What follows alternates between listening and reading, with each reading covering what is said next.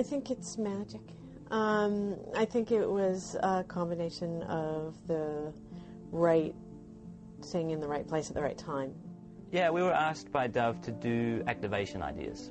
Evolution was one of a series of films that we pitched to them.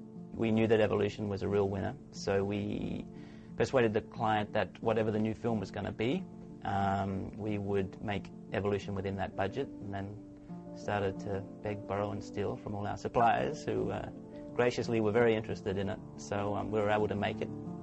We set the shoot up like it would be an actual fashion shoot. So the lighting we used was similar to something I would do for a magazine or some sort of beauty campaign. And a lot of the beauty campaigns that we work with, they're like no shadows on the face because that works really well for retouching.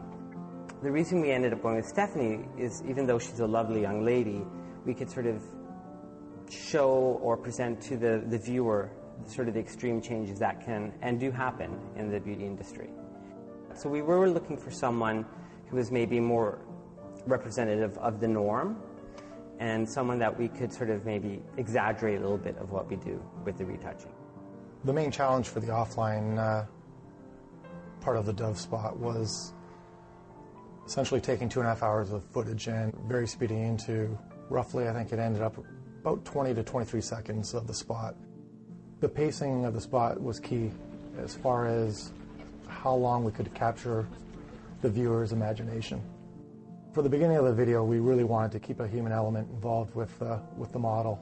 We wanted to show some of the insecurities that go along with being on set, being surrounded by hair and makeup and wardrobe people and constantly being poked and prodded.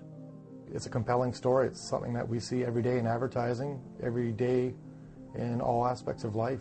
We looked at some tracks, and one of the tracks we had was by the Flashbulb, and he's got a really interesting mix of working with piano and classical sort of instrumentation and putting drill and bass, drum and bass sort of stuff on top of that. Nobody's really used to listening to drill and bass, period, because it's a very small subgenre that's almost hard to listen to. But given that balance with the piano, it sort of says something, and it brings two elements that are very different together. We worked on this spot on and off for about 3 weeks, 15 hours or so of editing the tracks and remixing the track different ways to see how it worked. Some a lot more aggressive than others in terms of the mix. And the sound design was about 4 or 5 hours altogether. There's a lot more than just the people in the background. We have everything from a gunshot to start it off to horses underneath, very light, to the entire process of the shoot.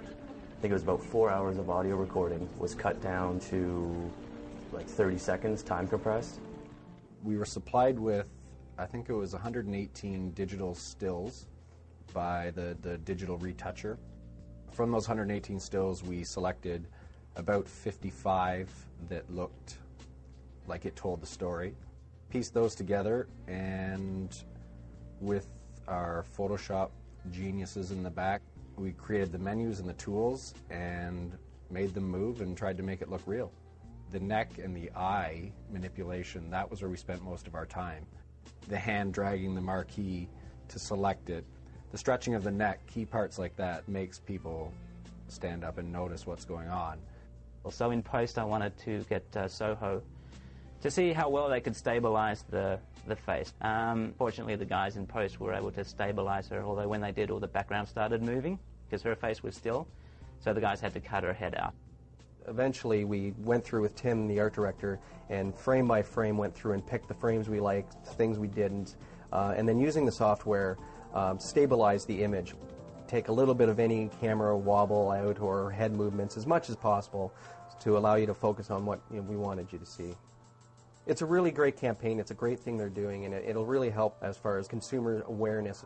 What's on TV, don't take that for what is real. It's showing the truth in advertising, and I think it's a great idea.